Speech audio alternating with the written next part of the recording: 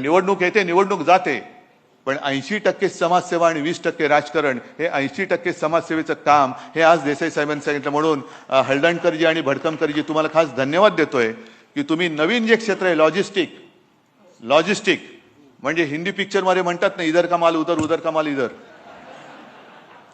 तसं नाहीये ते, पण ते जे काय सगळं रजिस्ट्रेशन असतं, काय असतं, हे फार मोठं क्षेत्र आहे आणि त्याच्यामध्ये हजारो रोजगार उपलब्ध आहेत. पण कोण बघते तिकडे? आपलं लक्षच नाही, कारण आम्हाला निवडणुका लढायच्या आहेत. याला फोड, त्याला फोड, त्याला फोड. मराठी माणूस जगला काय, मेला काय, मेला तर दुसरा आहे, दुसरा आहे तर तिसरा आहे. आम्हाला निवडणूक जिंकायची आहे.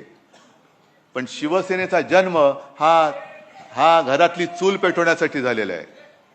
शिवसेनेचा जन्म हा घरं पेटवण्यासाठी झालेला नाही, तर घरातली चूल पेटवण्यासाठी झालाय. म्हणून शिवसेना हे पाऊल टाकते आणि तो कार्यक्रम विस्ताराने सामनामध्ये येईलच. नोंदणी कुठे करायची, काय कुठे करायची, वर्ग कसे सुरू होतील, या सगळ्या गोष्टी त्याच्यामध्ये येतील.